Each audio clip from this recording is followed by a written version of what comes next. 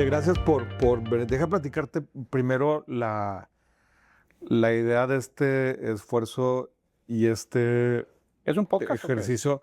Estamos tratando de... No, la verdad es que al principio, las primeras pláticas, no empecé a hacerlas como un podcast. Fue invitar amigos y como realmente Charlas, conversaciones. conversaciones Talks. plenamente. O sea, la primera me gustó mucho porque del otro lado también tenía preguntas, nos tirábamos. ¿Quién fue el primero? El primero fue alguien que es bien interesante para mí, que es un experto en familias. Ok, cool. Entonces, hay un montón de temas que nos cruzamos nosotros en herencias y familias que él los ve, pero como otro paciente. O sea, como otro doctor atendiendo el mismo paciente. Ok. Y hay todo un tema ahí atrás, bien padre de la poca cultura todavía tenemos como sociedad de mejores prácticas y sucesiones y la tercera generación, y hay un montón de demás. Entonces así nació y luego... ¿Pero quién es? Hay un español muy famoso que... Hay un español muy famoso, pero este es un cuate de Monterrey mira. muy, muy bueno. ¿Y hace protocolos familiares? Hace protocolos familiares y es psicólogo de familias. Y en nuestro negocio, y creo que vale la pena platicarlo, hemos descubierto que lo que hacemos nosotros, seguramente mucho también lo que tú eres sensible, más allá del producto, nos toca ser gente que tiene que leer un montón de cosas que están atrás de la familia, del cliente, de cómo piensa, que sepa los riesgos, si tiene los recursos, si entiende los pasos que hay que seguir. ¿Ya estamos hot o no? Ya estamos... Sí, pero ahorita esto es... perdón. Entonces creo que por ahí un montón de cosas yo quisiera platicar. A ver, la arquitectura es parte de ciencia, parte de magia, parte de psicología, o sea...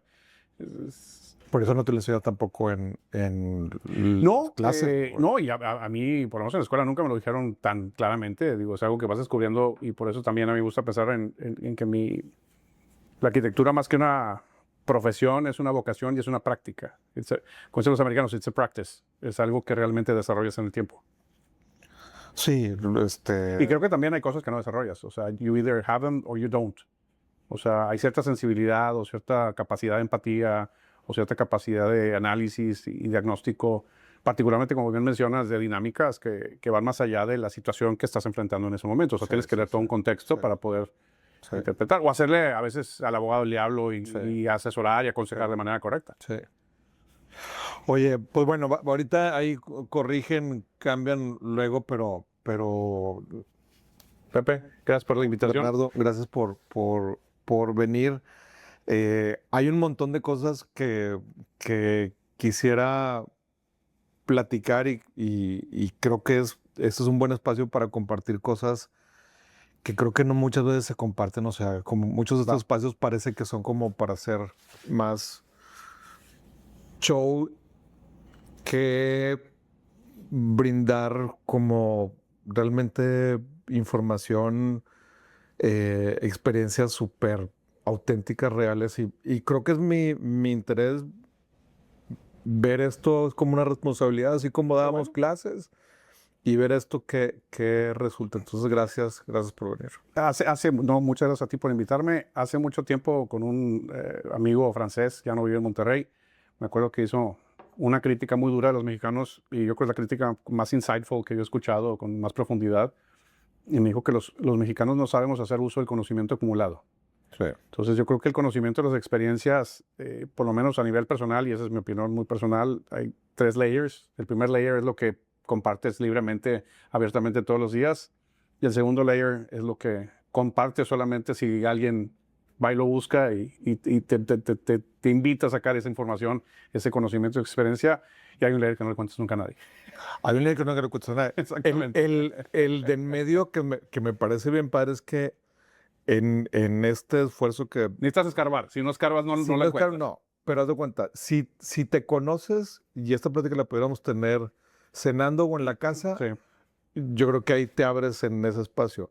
Y si podemos en estas conversaciones sacar ese pedacito. Es que a veces es la parte bien más, padre. es la más valiosa. Y lo que yo sí he visto en países de primer mundo, y creo que esa es la diferencia entre a veces los países que están buscando cambiar su cultura o madurar, porque no es cambiar, es madurar, que creo que todo es un tema de evolución social. Y yo creo que los que ya lo han madurado es la gente que sabe documentar todo ese conocimiento y compartirlo de una manera más fácil y más accesible. Sí. No sé si te cuento Sí, dale, ejemplo de lo que me pasó a mí dale. como despacho. Me acuerdo cuando, vamos a decir que tuve un momento de crisis en 2021 en donde me tropecé con el éxito. Digo, bendito problema, maravilloso problema. Pero en el andar de buscar la solución, nos acercamos con una consultoría que nos empezó a apoyar en términos de gestión de talento y nos ayudaron más o menos a mapearnos y a entendernos y cómo funcionábamos.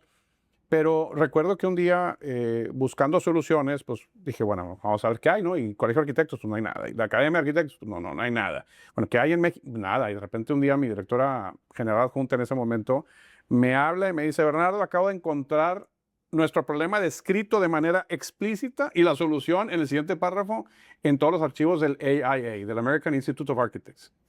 Y ahí es donde yo entendí esa gran diferencia entre el primer mundo y la gente que estamos en caminos a un día esperar ser primer mundo. Sí. Esas experiencias, ese conocimiento del que hablamos ahorita, que a veces es padre que alguien escarbe, en los países desarrollados saben documentarlo, saben compartir. Sí, yo creo que ahorita de eso quiero rebotar algunas ideas contigo de lo que nos ha tocado vivir desde el 2005 probablemente.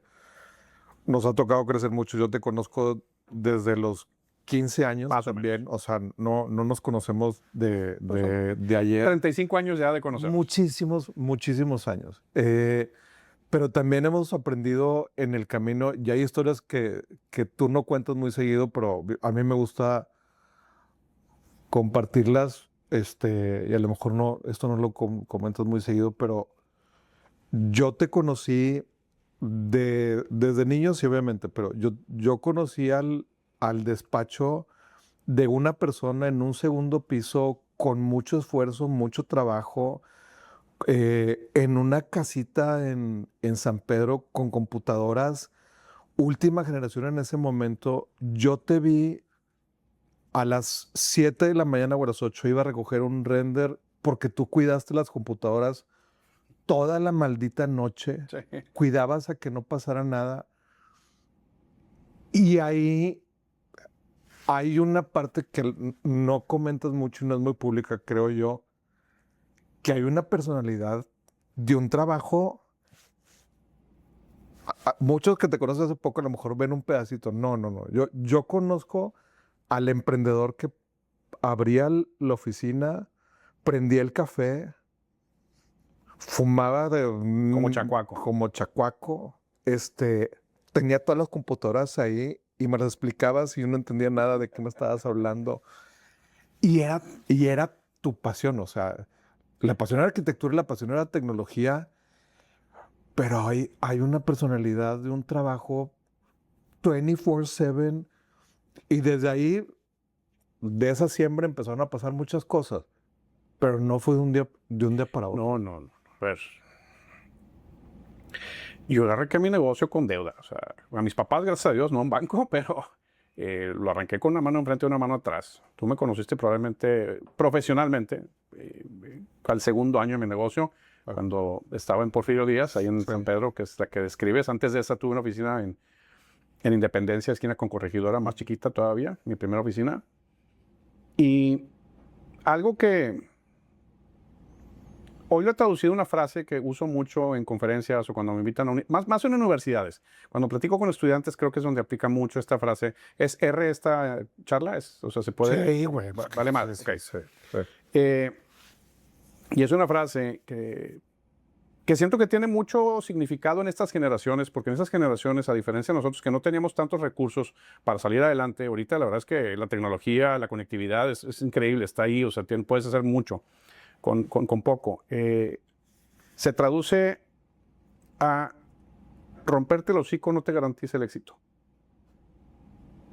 No romperte el hocico te garantiza el fracaso. Totalmente. Y esa es la parte que a mí me cayó el 20 desde el principio. Yo soy afortunado porque gracias a Dios mi pasión y mi habilidad están alineadas. Entonces, no he tenido que sufrir ese combate interno entre a quién le hago caso, a mi pasión, le hago caso a mis habilidades. Pues no, pues son la misma. Entonces, pues de manera natural he hecho lo que he hecho. Pero yo inicié mi negocio y sigo hoy a mis 52 años con hambre. Entonces, el hambre para mí es un factor determinante. Cuando lo juntas con pasión, cuando lo juntas con habilidad, pues porque estás encontrando así una vetita de oro de la cual, que también tienes que combinarlo con casualidad y con suerte y con timings, y hay un montón de factores para la ecuación del éxito, ¿no? Y ahorita las generaciones nuevas quieren que les des la ecuación peladita en la boca. Entonces yo les digo, oigan, la parte de la ecuación, o sea, el subrayado de la ecuación es romperte el hocico. Esa parte no es negociable y mucha gente cree que es negociable. O sea, creen que esa parte, se me explicó, o sea, es 1 en 1.000.000 el que no se rompió el hocico y la sacó del parque por alguna genialidad que dices, no puedes apostarle tu vida a eso. Si es como decir, me voy a hacer rico con la lotería. Pues no. O sea, Yo sí creo que no existe el éxito sin lo primero, o sea, no existe. para mí Yo tampoco creo en por los eso casos de es éxito. un non-negotiable. O sea, en la discusión de cómo arrancas tu vida profesional, el non-negotiable es ponerle el sudor. Total, El trabajo tiene que estar ahí. Ese es basic. total, total. Y en esa generación, yo creo que en la generación que crecimos nosotros, creo que era el 80-20, o sea, 80% estábamos acostumbrados que ese era el medio ambiente, no hay otro, ese es, quieras hacer un nombre, pues te va a costar. Creo que era más evidente porque no había tanta distracción y tanta estimulación de tantas otras cosas. Y ahorita hay más información falsa volando alrededor de los jóvenes que los tienen confundidos. Entonces a veces es esa visión clara de machacarle, de darle duro, no lo entienden porque creen que hay maneras más fáciles de hacerlo. Está esta famosa frase que para mí es un arma de doble filo bien dura. Por un lado es muy inteligente, pero por otro lado puede engañar a la gente que no es capaz de utilizarla correctamente, que es don't play hard, play smart. Sí, sí, sí. Oye, regresando, o sea, de ahí y luego partimos, y un poquito mi interpretación de tu historia. Sí traías el DNA de arquitectura espectacular, yo creo que sí es una pasión y que es un DNA. Yo creo que la tecnología en su momento fue un gran diferenciador. Hay una frase, a lo mejor no me corrige si la estoy traduciendo mal, pero según yo, así me lo dijiste tú en su momento, yo tengo la fortuna que como sé de tecnología, todos los arquitectos muy buenos de Monterrey en su momento llegan conmigo, entonces yo también aprendo de ver tanto proyecto. Mi exposición a tantos diferentes lenguajes, arquitecturas y formas de trabajo sí, me ayudaron a sí. crecer. Porque era, en su momento, yo estoy seguro, no había otro despacho haciendo, eso era tecnología de punta. Sí, a ver, yo lo aprendí del mejor. O sea, yo trabajé durante 1 año y medio recién graduado con un cuate que se llama Guillermo Leal Yaguno, que en su despacho no me enseñó, aprendí, porque era muy celoso con su conocimiento y tuve que rascarle un poquito. Aprendí a utilizar los softwares y todos los softwares de visualización del 96, 97. A ver, a mí me tocó arrancar AutoCAD con un disco de 3,5 pulgadas y correrlo en DOS. O sea, sí. La gente le cuentas eso y, a ver, Windows es, o sea, si no lo corres en Windows, no era doble clic, no, te tienes que meter y poner el prompt tú y poner el execute, ¿no? Ejecutar el programa. Entonces, te digo, me tocó desde el principio y entonces tuve la fortuna, se me dio de manera muy natural. Nunca entendí la parte técnica, pero la parte lírica de los softwares siempre. Entonces lo supe utilizar muy bien porque visualmente entendía qué era lo que quería lograr. Entonces nos convertimos en ese entonces, yo creo que del 2000, pues 2000 prácticamente al 2010, fue una década con Arquimedia, en donde tuvimos probablemente uno de los mejores 5 despachos de visualización arquitectónica de todo México. Sí. O sea, no de Monterrey, creo que éramos de los mejores de todo México. Sí, sí, videos, hacemos recorridos. Cuando era, ahorita, Dios de mi vida, te sientes en una tarde y con inteligencia artificial haces lo que a mí me tomaba 5 meses, o sea. Sí. Y esto era, yo me acuerdo, era por segundos, era poder producir, se quedaban toda la noche produciendo. Y yo en mi camino a convertirme arquitecto y a empezar a poder diseñar, fue el negocio que me mantuvo operando y me dio de comer, pagó la renta de mi casa, pagó mi luna de miel, pagó todo lo primero. O sea, gracias a Dios, fue un negocio que me dio mucho.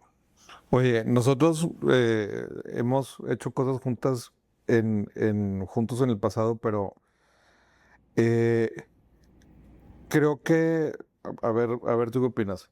El, hay arquitectos con los cuales el negocio se comunica muy fácil. El negocio me refiero, dejan lo artista y conocen de datos de rendimientos, de idioma de negocios, de qué es vendible, qué no es vendible.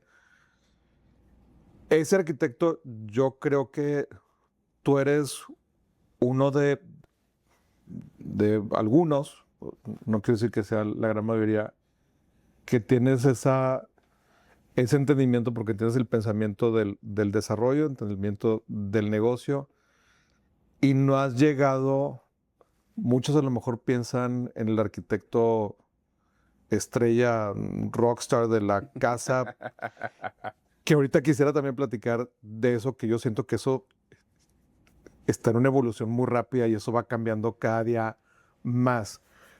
Pero cuando dábamos clases, yo algo que les decía a los alumnos de arquitectura era, eh, ser arquitecto rockstar es uno de un millón. Sí. Segundo, no necesariamente ser rockstar, a cómo se traduce el reflector, no quiere decir que sea negocio. Hay muchos rockstar que no necesariamente crean que esa marca vende. Hay pocas que tienen la mejor mezcla. Son técnicos, conocen de negocio, saben hacer esa arquitectura rockstar. Pero en Monterrey, lo digo con mucho respeto y sabes que lo digo en serio, creo que tú no has caído en la tentación que puede ser, oye, es que ya estoy haciendo casas en Cabo y en Austin y en Guatemala. O sea, otro ya se hubiera, probablemente en otra generación o en esta, se hubiera perdido en el reflector y creo que para bien, creo que no te ha pasado a ti así. Pues no sé, Pepe, yo identifiqué cosas en mi vida. Yo soy una persona que he sido capaz de tener muchos viajes de introspección en mi vida, desde adolescente hasta adulto. Pues no sé, soy el quinto de 5 hijos. Mi familia, mi padre fue, yo creo que si buscas a la persona con el mejor sentido común del mundo, mi papá era probablemente una de esas personas. Entonces nos inculcó una cultura de practicidad, de cero complicaciones, cero dramas, cero egos.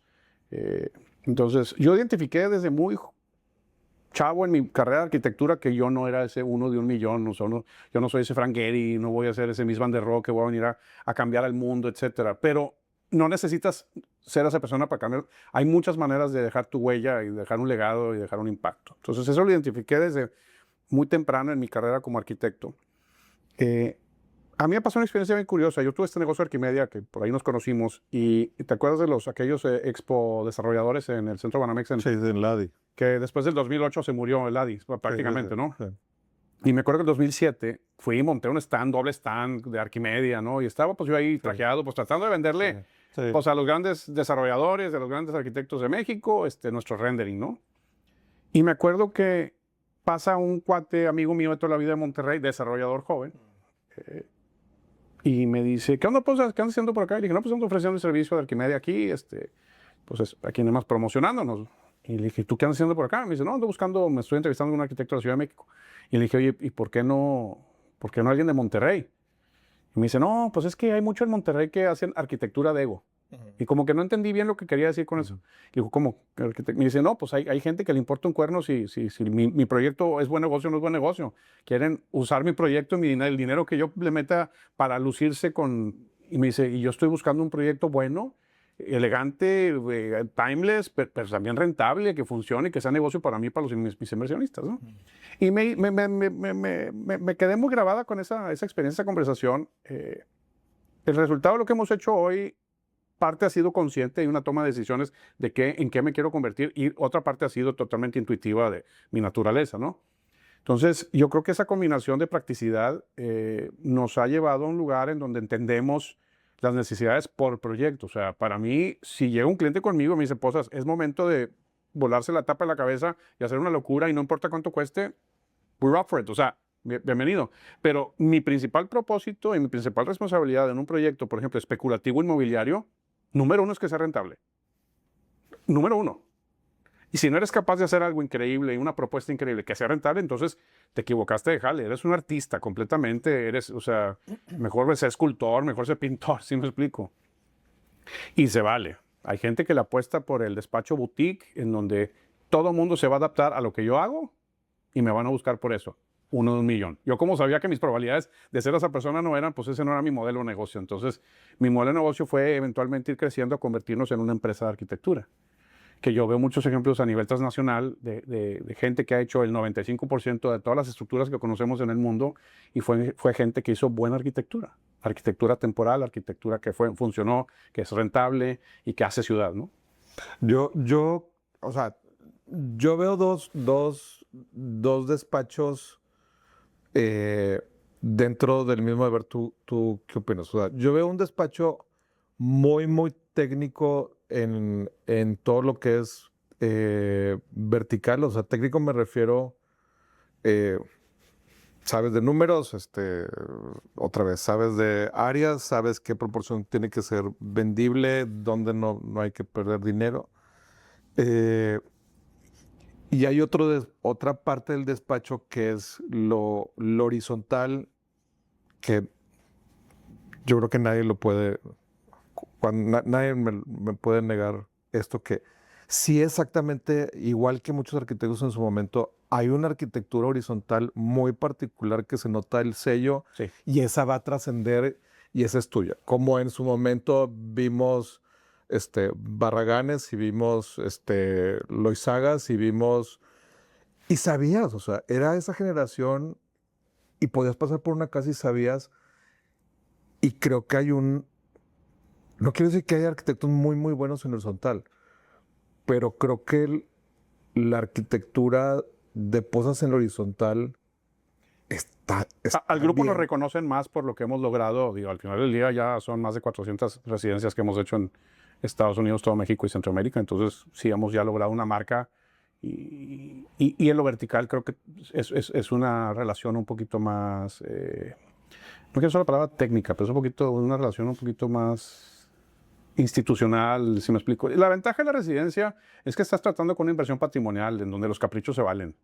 Puedes hacer lo que quieras. Y vaya que no soy de recomendarle a mis clientes que hagan muchos caprichos, pero es muy diferente. Es muy diferente desarrollar para vender y para generar un negocio a hacer para ti, para vivir toda tu vida con tu familia.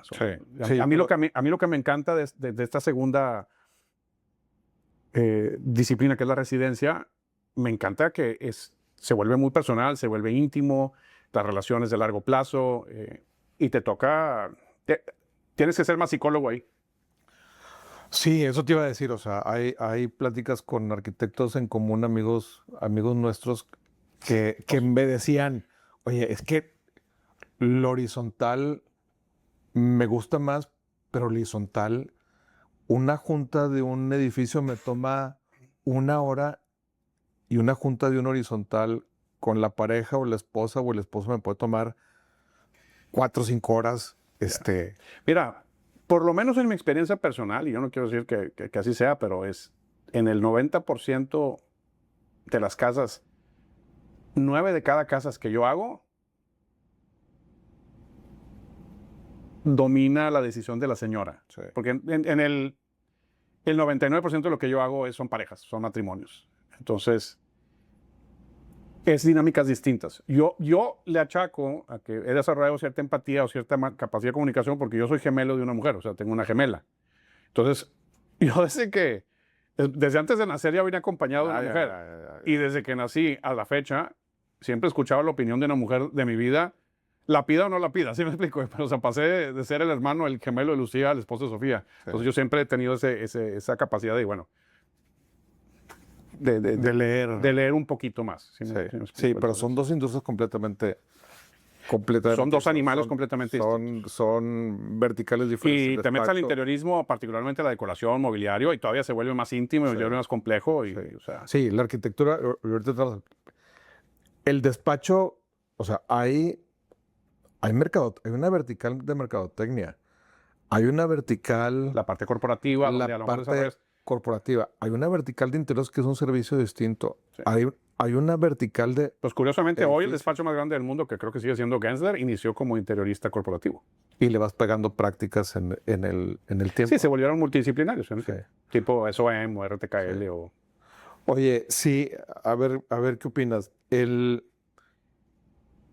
En tu nacimiento, la tecnología fue como lo que empezó a jalar y los muchos o pocos que lo tenían, entre ellos tú, mezclas talento y tecnología y servicio y un montón de cosas que hay atrás de un despacho que... eh, pero hoy, esta es mi lectura, a ver tú qué opinas. Últimamente me ha llamado la atención que los que eran los grandes despachos muy rockstars, eh, hoy empiezan a ser mucho más humildes. O sea, humildes me refiero, para mi sorpresa, es cómo, cómo te ayudamos. O sea, nuestros periodos son diferentes. Pues algunos puede ser madurez y algunos puede ser el mercado los obliga, te forzan la mano, ¿verdad? También. Digo, si quieres seguir en el gremio y seguir produciendo arquitectura, pues te vas a dar cuenta que el mercado se ha vuelto más exigente y tiene otros requerimientos y si antes eras diva y de repente... yo creo, la verdad es que la arquitectura, el servicio ya cambió y quien no lo entienda, o sea, yo veo despachos de Europa ofreciendo servicios en México cuando en mis tiempos me acuerdo Era era inaudito.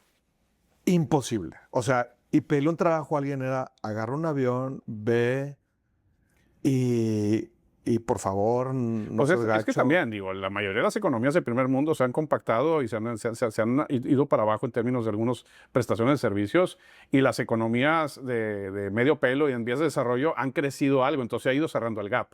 Pero ¿qué va a pasar según te das cuenta? En nuestros tiempos cuando empezamos a crecer era, ok, tecnología, servicio, porque veníamos tú y nosotros también, era conocimiento y servicio para poder hacer cosas grandes. Pero ahora, o sea, ¿cómo lees lo que va a pasar con la industria de los arquitectos Pues mira, mañana? yo creo que ahorita todo el mundo debería, número uno, parar antena. O sea, la tecnología, así como a mí me tocó vivir un cambio tecnológico y pasar de todo hecho a mano, todo en digital, ahorita pues estamos viendo la entrada de la inteligencia artificial, pero está entrando de una manera in- muy veloz. O sea, cada 3 meses salen nueva inteligencia y nuevas cosas que son capaces. A mí lo que se me hace muy bonito de nuestra carrera, y creo que eso lo está entendiendo, es eh, el servicio humano, el contacto humano, el saber que alguien más entiende lo que tú quieres y lo que buscas, se me hace que se vuelve trascendental. Entonces, tus procesos, tu empatía con los clientes, básicamente tu servicio, la experiencia de trabajar contigo va a hacer la diferencia.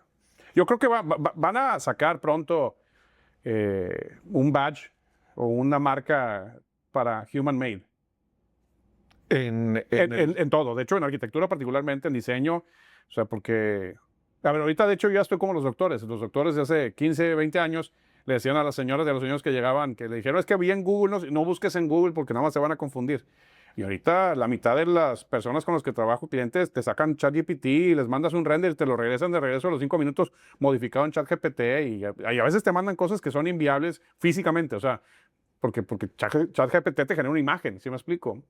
Pero esa imagen a veces no tiene la realidad tridimensional para funcionar correctamente. Yo creo que en todos los negocios, Pero bueno, yo creo que lo que va a terminar sucediendo es que la arquitectura en general, el servicio, ¿sí?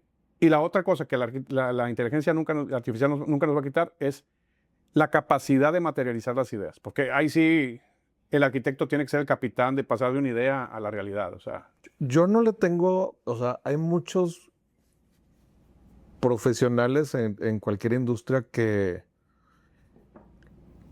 unos tienen miedo de lo que vaya a pasar, Claro. otros probablemente ya lo estén viviendo.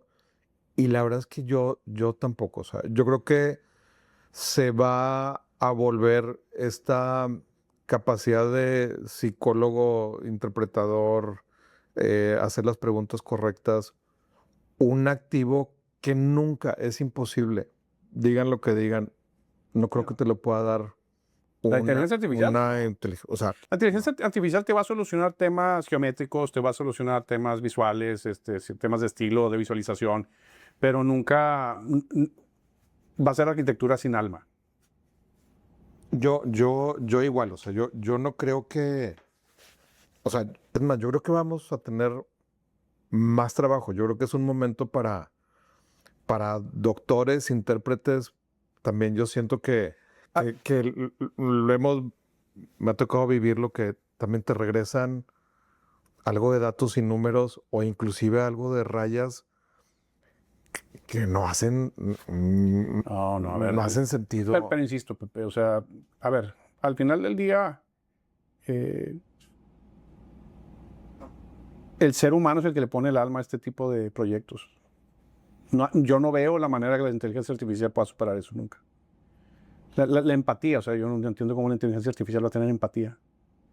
¿Cómo la inteligencia artificial te va a cuestionar sobre una decisión? Le va a ser el abogado del diablo cuando estés pensando en la inversión más grande de tu vida con tu casa y sabiendo qué hacer y qué no hacer. Y la experiencia acumulada de un ser humano, yo creo que no es comparable. O sea, la velocidad de procesamiento, hay muchas cosas que nos pueden engañar, que son fuegos artificiales, pero son ilusiones ópticas. Ahora, la inteligencia artificial se va a volver una de las herramientas más valiosas para los que lo sepan usar. Y yo creo que vamos a vivir en un ecosistema de prestaciones de servicios profesionales que el que sepa usar mejor la inteligencia artificial va a ser el mejor. Yo creo que nuestra vida, esa es también mi interpretación. No es que lo use mucho, pero hay horas de mi día que antes en una pregunta que resolver, algún dato técnico, me ocuparía a lo mejor 2 horas del día que puede representar el 20 o el 15% del día. Y hoy eso ya no ocupo ese tiempo en ese tema en particular. Entonces me permite abrir espacio, pero la parte de doctor, igual que tú, eso no veo cómo. O sea, esta puerta se abre también y como un doctor entran pacientes diciendo, ¿qué vamos a hacer con la herencia? ¿Qué vamos a hacer con... Es que vuelve lo mismo, son herramientas. Y mientras las mantengamos en el lugar de la herramienta, me parece perfecto. O sea, Perfecto. Maravilloso. Perfecto. Ahora, ¿qué va a pasar con la industria? Pues veamos. ¿Se va a revolucionar?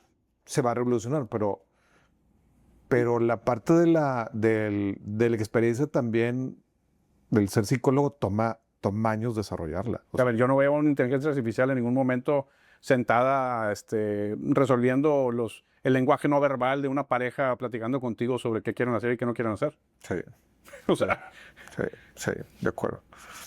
Oye, algo que estamos trabajando, bueno, o lo hemos, yo le estoy insistiendo mucho en diferentes lugares y diferentes foros en los que logro participar es,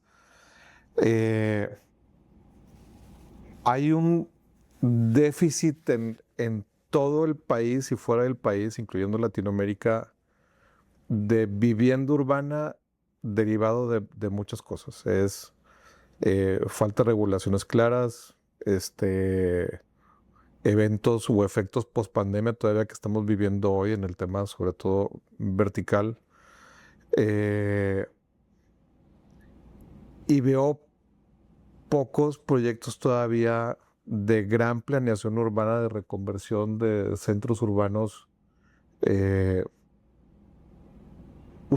Tú también ves lo mismo, o sea, ves esa necesidad de reconvertir.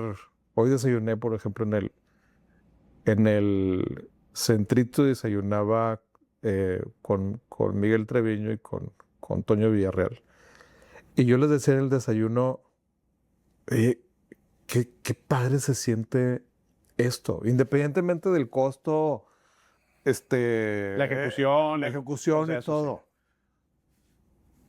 sí. Pero no hay, o sea, creo que vamos a seguir teniendo los flagships edificios, Sí, a ver pero si... la parte urbana, toma, o sea, Mira, acabo de estar con mi familia, estuvimos primero en Barcelona, después en Valencia, después en Madrid.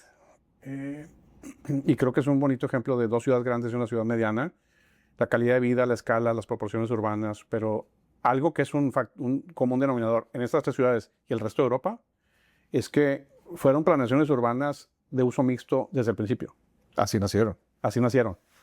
A diferencia de la cultura norteamericana, de la extensión de tierra, en donde empezabas con el downtown para trabajar exclusivamente, para tener vida comercial y corporativa, y luego ibas generando los suburbios, ¿no? Y se fueron generando estos anillos concéntricos de comercio, corporaciones, suburbios, y fueron alejando a la gente de donde vivían. Ahorita, pues ves el replanteamiento de muchos centros urbanos. A mí el que más me gusta que tenemos oficina ahí es Austin.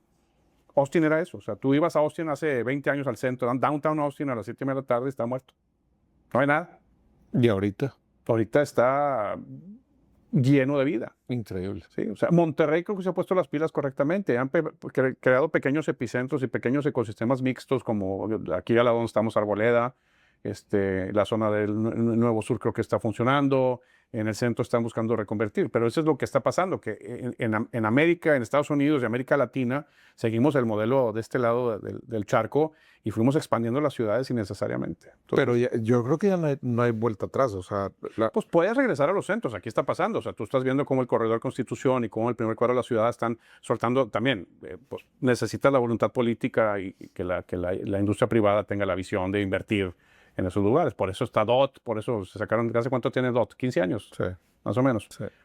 Y están buscando que la gente regrese a vivir ahí para también evitar traslados tan grandes, evitar problemas de tráfico en las ciudades. Digo, yo no sé si Monterrey es rescatable o no, pero San Pedro, yo creo que se cometieron errores garrafales en San Pedro. O sea, San Pedro para mí siempre fue un municipio dormitorio, era un suburbio con un nivel de uso mixto muy sutil, de muy baja densidad, lo que mezclaban. Pero se me hacía que por la posición geográfica, por como la poca cantidad de accesos que tiene, se equivocaron y empezaron a dar demasiados permisos para tratar de balancear de la parte comercial y oficinas. Y ahora se volvió un destino, y entonces la gente tiene que estar entrando y saliendo de San Pedro. Y eso pues, generó un problema. Sí. Y yo creo que hubo varias administraciones que fueron soltando diferentes, o poniendo diferentes políticas de densidad, en donde soltaron de repente densidad y te ves en el centrito de edificios de 20 pisos y luego, no, mejor no. Y entonces volvían a bajar todo y entonces ya no puedes pasar de 4 pisos. Entonces, creo que se cometieron varios errores en su momento en algunos lugares de San Pedro que no sé qué tan reparables sean. Sí. O sea, creo que... A ver, el centrito a mí me encanta. Yo vivo a 2 cuadras del centrito, o sea, me cambié hace 1 año y medio por ahí. Y yo salgo caminando con mi esposa y mis hijos a comer y a cenar y a desayunar ahí. Sí, sí, sí. Increíble, urbano, peatonal. Nunca me imaginé que en Monterrey lo íbamos a hacer. Digo, ahorita en verano probablemente salimos ahí poco, también. pero sí, exactamente. O sea, esa vida caminable urbana, o sea... Sí, para mí el uso mixto es la solución de todas las ciudades. Esa es la realidad. Y una densidad sana para la ciudad y para la infraestructura que tenga la ciudad. ¿Cuál? Pues tienes que hacer el análisis de cada ciudad. Y ahora, ¿cómo piensas que va a ser ese habitante de mañana o el de hoy? O sea, hay un nicho tuyo que casas, lo platicamos, pero el 80 o 70 o 90% de ese joven ejecutivo, estudiante que se quedó a trabajar, ese primer matrimonio, o sea, ese matrimonio que va empezando sus primeros años, el producto que va a pedir es urbano, o sea, Sí, en producto... general, sí. A ver, también va cambiando la expectativa de vida y o sea, la generación de nuestros papás, los baby boomers, pues eran, quiero mi terreno y quiero mi casa y con mi jardín, etcétera. Y ahorita mucha gente está dispuesta a sacrificar eso con tal de tener una vida más práctica, un movimiento rápido a la oficina, un ambiente de trabajo. Las generaciones van cambiando y están cada vez más dispuestas a sacrificar ciertas cosas y empezar a vivir en comunidad. Y cuando empieza a vivir en comunidad, cada vez se empieza a aceptar vivir en comunidades más densas, ¿no? Entonces va cambiando cómo aceptas. O sea, me acuerdo que hicimos con ustedes uno de los primeros usos mixtos verticales aquí en Monterrey. Y recuerdo que me contaban que al principio pues, los inquilinos no sabían usar las áreas comunes porque ni siquiera sabían vivir en comunidad, pensaban que estaban yendo a un antro, entonces sí. destrozaban el lugar Sí. y no sabían que al día siguiente iban a tener que seguir viviendo en el mismo lugar, o sea, es de ellos, o sea, Sí, eso, o sea, la cultura, cambio cultural. sí, o sea, tiene que haber un cambio cultural definitivamente para irte adaptando a los nuevos espacios que se vuelven, te digo, más espacios comunes. Sí, yo creo que generacionalmente eh, ese, mucho de ese cliente que acude contigo muy particular, y ese siempre va a existir buscando esa casa Sí, única, su terruño y su increíble. lugar y mío y a mi manera y de mis formas y, o sea, Pero si nos vemos nos volteamos a ver el futuro de las ciudades que se casan más grandes, tienen hijos más grandes o no se casan o quieren vivir solos, se parece más a una vida ni siquiera americana, se parece más a una vida europea. O sea, se parece más, creo que hay más similitudes con ah, mañana en ese departamento pequeño, sí. bajar al súper, comprar algo, el súper Comida de dos fresca, comida, la días. comida del día, en vez de andar comprando comida para todo el mes, ¿verdad? Como solían hacer nuestros papás. Mira, yo creo que es una evolución. Definitivamente, yo probablemente no tengo la mejor perspectiva en muchos temas urbanos porque pues vivimos en San Pedro, ¿verdad? Que San Pedro es Disneylandia. O sea, San Pedro, Narnia. pues Narnia, sí. Sí. O sea, entonces no es un reflejo de lo que es el resto de México y no es un reflejo de lo que es el resto de Latinoamérica. Digo, la verdad es que de eso estoy consciente totalmente. Ahora, es donde vivo, es lo que hay. Sí, sí. Pues tengo que trabajar con lo que está a mi alrededor. Pero siento que el fenómeno sí aplica a la mayoría de las ciudades en términos de densificación y en términos del cambio de usos a usos mixtos. Entonces, yo creo que vuelvo a lo mismo, la densidad sana. La densidad sana, Cada ciudad tendrá su nivel de densidad sano. pero definitivamente Y la verticalización. Yo sí creo en la verticalización. yo también. O sea, la parte urbana vertical y no necesariamente Sí. high rises. No, no, no. Lo del todos los días, lo de esa vida, que creo que es, no hay otra opción. Tengo una bonita vista aquí de Rice. Ahí la tienes directa. Sí. Atrás No, de ti. no, es un caso. Y ojalá que podamos, o sea, ahí mezclar imágenes, pero pues te ha tocado desde esos high rises. De dulce de chile y manteca. O sea, nos ha tocado, ahorita estamos con un par de iglesias, me ha tocado, me tocó con el gobierno del estado ayudar con capullos, hacer villas Lo sé, lo sé. para niños con problemas difíciles de vida. Nos ha tocado un poquito de todo y yo siempre he sido de entrarle a lo que me avienten, yo le entro. Este, ¿qué es, qué sigue mañana? O sea, como despacho, como práctica, como líder de la oficina. O sea, Entonces, mira, qué visión, para mí es qué va a pasar con Posas? yo quiero consolidar nuestra parte residencial, o sea, creo que hemos construido algo interesante.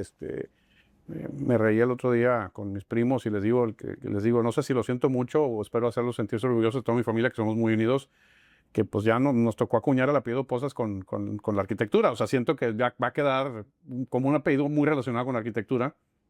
Y creo que las casas han sido el 60-70% de eso, ¿no? De esa cimentación. Entonces, para mí la parte residencial la quiero consolidar. Eh, eh, Creo que vamos por el camino correcto. Estamos llegando a procesos ya con detalles finos que creo que hemos ido mejorando. La parte comercial, la de usos mixtos, creo que es un área donde todavía tenemos crecimiento, tenemos una oportunidad de hacer propuesta todavía más relevante. El interiorismo, solamente hago interiorismo de lo que yo diseño, entonces es el secuaz perfecto de los dos despachos. Ahorita estamos analizando la posibilidad de abrir un despacho de paisajismo, porque siento que sería como que el clinch, sería como que el cierre del círculo. Y me quiero mantener una escala entre azul y buenas noches. O sea, no quiero... Estábamos empezando a crecer de más y la verdad las cosas es que también se pierde foco. Yo decía, por sí tengo, yo creo que ADHD no diagnosticado, necesito compactarme y enfocarme más a una lista X de proyectos. Gracias a Dios tenemos capacidad de atender mucho, pero ahorita somos cerca de 100, éramos 150 y luego decidimos separarnos dos socios y yo, y cerramos una división ahí de unos estudios y nos compactamos. De hecho, nos rebrandeamos. Ahorita ya no somos Posas Design Group, somos Posas, así a secas, y ya no hay submarcas. Antes era Posas Arquitectos, Bernardo Posas, PSG Design. Ahorita es Posas, división comercial, división residencial, división de interiorismo, división de branding. Tenemos un estudio de branding. Sí, sí. Entonces te digo, ahorita para mí el futuro es tratar de empezar a consolidar esto que hemos construido. La verdad es que gracias a Dios no fuimos espuma y no hemos sido espuma, no somos ese despacho que creció de la nada. A mí me tomó 16 años consolidar ese crecimiento hasta que por fin sentí que había llegado a algún lugar y pues esos 16 años picamos piedra. De hecho hubo meses en los que no sabía si la nómina iba a salir. O sea, el negocio... yo siempre he sido empresa, no rica, pero empresa con recursos, empresario pobre. Entonces, siempre he mantenido todo el negocio, apostando todo ahí. Y te digo, está eso. Y aparte, tengo yo mi ilusión de empezar a desarrollar un poco, hacer algo de desarrollo inmobiliario. Ya tuve un primer intento y me equivoqué en algunas decisiones y aprendí mucho. A veces se aprende más de los errores que de los aciertos. Y ahorita estoy replanteando cuál va a ser mi nueva intervención en tema inmobiliario. Creo que me voy a quedar en la parte residencial, que es lo que entiendo y lo que conozco mejor de todo lo que hago de arquitectura. Y lo pienso hacer de manera dosificada y de manera muy puntual. Entonces, pues estoy contento, pues hemos sido afortunados. También hay que dar gracias por todo lo que se tiene. Yo creo que, como dicen, la suerte es un factor importante. No hay portero campeón del mundo sin suerte. Y yo creo que no hay arquitecto exitoso sin tantita suerte también. Sí, con un montón de trabajo, Gracias a Dios. ese es, no, además se tiene que hacer los 24/7 y 15 horas o 12 horas trabajando como sea para lograrlo. Pues ya, mira, te voy a ser franco, ya no, la generación ha cambiado y los horarios de trabajo son diferentes a los que me tocó a mí. Y como hemos buscado institucionalizarnos, pues definitivamente las generaciones nuevas son más respetuosas de sus horarios de trabajo. Entonces No, tienes... pero hablo de los nuestros. O sea. sí, no. Pues, para mí es 24/7, 365 days a year. O sea, mi cabeza no para. Sí, sí. Oye, en el medio, y yo lo digo no solo por Monterrey, o sea, lo hablo por muchas partes del país en las que nos toca participar de alguna manera. Lo que estamos viendo en Monterrey, para mí es un efecto que es una ola que viene desde la pandemia, solo que reventó hasta muy, muy tarde porque estoy hablando de lo vertical. Ya. Entonces, esos dolores que vemos, esas cosas que suceden, yo creo que era un efecto, o es un efecto de un oleaje que se trató de mantener muchas cosas y reventaron. Platicando con gente de la industria, hoy hay algo muy curioso que hemos vivido, nos tocó vivir, platicaba en una conferencia, ya profesionales. 9/11 nos tocó a ti y a mí, nos tocó crisis de seguridad, nos tocó... ¿Sabes la caída del 2008? La caída, nos tocó el 2008 ya profesionales también, Sí. nos tocó pandemia. Y en todos esos momentos que no duran 6 meses, algunos duran años. Yo digo que si estamos vivos en esta industria, después de haber pasado esto, está cañón, porque despacho de arquitectura y desarrolladores, de veras, todo ha pasado. Yo si no hubiera tenido la división residencial, muy probablemente hubiera sufrido mucho, porque fue una época de la pandemia en donde el proyecto especulativo prácticamente se murió, pero los proyectos personales crecieron, porque todo el mundo está invirtiendo en sí, Claro, en sus familias, en su terruño, ¿no? En su castillo. Yo igual, si no hubiéramos tenido la parte de consejería, consultoría, planeación de negocios, si hubiéramos estado solo haciendo edificios, no estaríamos aquí. Hay gente que ha pagado los platos rotos últimamente por las repercusiones de no haber podido manejar el impacto que tuvo la pandemia en sus proyectos. Pero o sea, cuando platicas con gente de la industria, esto que estamos viviendo trae un efecto secundario. O sea, la gente está batallando para vender, la parte vertical se está batallando. Hay una desconfianza. Hay una desconfianza. Si hay por otro lado, el mercado lo necesita. El mercado ahí está. Pero era previsible. A ver, yo me acuerdo en un foro del norte que me tocó platicar ahí con otras dos personas. Uno de ellos era Alberto de la Garza Evia y él estaba hablando de la... Pues sacó un estudio de mercado espectacular y estaba hablando de la cantidad de oferta que había de metros cuadrados de oficinas en Monterrey en ese momento, que fue antes de que iniciara la pandemia. Y él ya estaba levantando alarmas de decir, Monterrey está saturado de oferta. O sea, de hecho, la oferta que tenemos no se... O sea, es más, si dejan de hacer cosas, no se va a solventar esa oferta y no se va a solver ese producto en los siguientes 6 años. Antes de pandemia. Antes de pandemia. O sea, te estoy hablando en 2019, lo comentó. Ya había Entonces, sobreoferta de oficina. ya había sobreoferta. Entonces, compounding, o sea, le echas encima la pandemia en donde la visión cambió del uso de los edificios, porque de hecho me acuerdo que salió en junio del 2020 un estudio donde le preguntaron a los 100 CEOs de las empresas más grandes sobre si la pandemia iba a modificar el footprint físico de uso de oficinas. No, todo el mundo está hablando que los corporativos iban a reducir un 30-40% para siempre.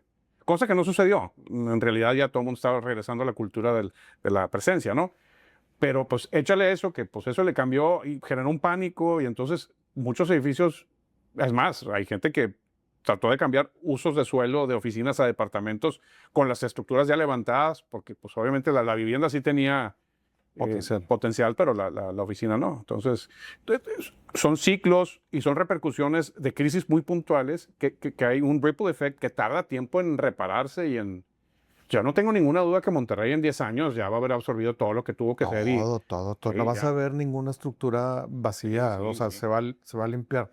Pero es otro aprendizaje increíble, es nuevo, o sea, creo que a lo mejor no mucha gente lo Yo está... creo que está a nivel contractual la forma que desarrollamos y la forma que desarrollas fideicomisos y todo con cláusulas de pandemia. Todo, pero el negocio del desarrollo se va a profesionalizar otra vez con gente súper capacitada porque ya se están dando o nos hemos dado cuenta Se va a fusionar con la arquitectura. o se va a fusionar con cierta arquitectura.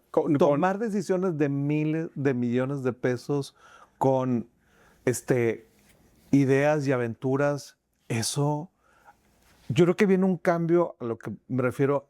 Las empresas de servicio profesionales, las nuestras, las de arquitectos que sepan de negocios también, viene un cambio. Va a haber un crossover, Sí o sí. va a haber crossovers y va a haber desarrolladores que empiezan a diseñar con la tecnología y va a haber arquitectos que van a desarrollar también con tecnología. Entonces, creo que va a borrar ciertas líneas y va a pasar, por ejemplo, hay un modelo de negocio bien interesante en los últimos 20 años y tú como desarrollador creo que lo apreciarás mucho. ¿Qué era Four Seasons hace 20 años? ¿Qué modelo de negocio tenía Ritz-Carlton hace 20 años? ¿Qué negocio tenía Rosewood? Todas las marcas premium hoteles se dieron cuenta que la infraestructura que tenían ellos para mantener todos los inmuebles de hoteles que tienen les daba para desarrollar también inmobiliario, generar residencias y generar fraccionamientos. Sí, o sea, se dieron cuenta que la marca tenía un potencial distinto, abrieron una práctica distinta. Y cambiaron su modelo de negocio completamente. Entonces, de la misma manera, yo creo que va a haber más crossovers en otras industrias y yo creo que la arquitectura y el desarrollo inmobiliario lo van a sufrir igual. Yo creo que nos vamos a pegar con mucho. Llámese algo que hoy es un idioma, creo que común en los negocios es, yo no quiero ser arquitecto como el arquitecto no quiere ser desarrollo. Yo no quiero ser gerencia como la gerencia no quiere ser planeador de negocios. Yo no quiero ser urbanista, pero nos toca planear ese nuevo distrito. Te vas a pegar con gente que le entienda. Te vas a pegar con alianzas, vas a compartir negocios. Sí, pero no me sorprendería que eventualmente las alianzas se vuelvan permanentes. ¿Sí me explico? Claro, Entonces, no. yo no me sorprendería que así como en su momento en los 90 los bancos empezaron a vender seguros y todas las aseguradoras se enojaron y empezaron a vender temas de inversión, etcétera, para competir los bancos, ¿no? O sea, hay crossovers, hay momentos que generan este tipo de cruces en donde la gente ve oportunidades de cambiar su modelo de negocio o ampliarlo y a lo mejor va a ser con alianzas, a lo mejor no sé, digo, o sea, Pero sí viene un cambio. No, de que viene. ¿Cómo va a ser y cómo nos vamos a adaptar a ese cambio? El que tenga mayor capacidad de adaptación, entienda mejor la tecnología, creo que va a ser el que va a sobrevivir. Yo estoy viendo algo interesante en la industria, en arquitectura también, Pero últimamente, o sea, en los últimos 3 años a lo mejor nos ha tocado participar con unos despachos de Canadá en particular y de pronto nos hablaron, nos decían, es que ya me cambiaron el nombre. Me compró, es una oficinota de, de Holanda que cuando te metes a la página web, su estrategia es comprar, comprar, comprar. Pero así hay unos de Inglaterra, otros de Holanda, 4 o 5 de Estados Unidos, y están buscando qué empresas de servicios ya están ahí, cuánto vales, qué estás haciendo. Aquí está tu plan Y hacen de sucesión. te hacen tu análisis y te inyectan un ADN nuevo, Sí. ¿sí me explico? Y te convierten, te reestructuran, porque muy probablemente son empresas que son tan institucionales, están tan protocolizadas, Tienen tanto dinero, y tanta que liquidez. si tiene tanta liquidez, que pueden entrenar. Digo, a ver, hay un par de empresas transnacionales que han entrado a Monterrey de arquitectura, Sí. que sé que están subsidiadas. Ah, sí, sí, sí. Y les dicen, vas, que te inviten a todos los concursos y no pasa nada. Aquí pagamos sueldo. Juega para perder. Sí, exactamente. Sí, y no pasa nada. Lo necesitamos. Necesitamos poner ahí un pie. Sí. Y están dispuestos a apostarle por 2, 3 años, hasta que sembrar, hasta cosechar. Y te hacen un dumping. De repente me ha pasado que nos compiten y dices, híjole, no puede ser que una empresa de ese tamaño venga y nos pelee así. O sea, pero bueno, mira, hay de toda la viña del Señor y uno tiene que ser capaz de adaptarse. Si no eres capaz de adaptarte, estás helado. Sí, pero yo creo que sí es un momento en todo sentido de cambio. Van a A ver, cambiar. ahorita es junio 2026, hoy digo, porque estaba de vacaciones, tuve mi cierre de mi segundo trimestre y ya estoy planeando el tercer trimestre del 27. O sea, estoy viendo dónde vamos a estar en un año. Sí, sí, sí. Esa es mi obligación. Mi obligación a mis asociados y mi responsabilidad es mantener una visión de mediano y largo plazo de qué tenemos que estar haciendo para mantenerlos vigentes, para estar al día en tecnología, para estar, o sea, todo tengo que estar analizando ahorita. Entonces, la capacidad de adaptarte, de adelantarte, de tener una visión de mediano y largo plazo es lo que te va a mantener, te va a permitir sobrevivir. Oye, ya para ir terminando, nunca hemos hecho esto, pero me hace padre A ver. preguntarte, a ver, ¿tú qué opinas? Es como preguntas rápidas de un arquitecto que bueno, perdón, un edificio que todo arquitecto debe conocer. Uno, Chrysler Building. una ciudad que para ti sea referencia mundial. Hoy por hoy para mí sigue siendo Nueva York. Una tendencia de arquitectura que llegó para quedarse. Yo creo que el neomodernismo, o sea, la interpretación del moderno. La reinterpretación del modernismo. Una tendencia que va a dejar de existir. Yo no sé si los movimientos postmodernos, no creo que van a desaparecer, pero yo creo que el modernismo va a dominar un poquito. Un libro que recomendar. Soy la peor persona para preguntarle eso. Es una respuesta, güey. Tengo una incapacidad de leer, entonces yo escucho mucho, veo muchos videos. Esa es una respuesta. ¿Qué proyecto te hubiera gustado diseñar?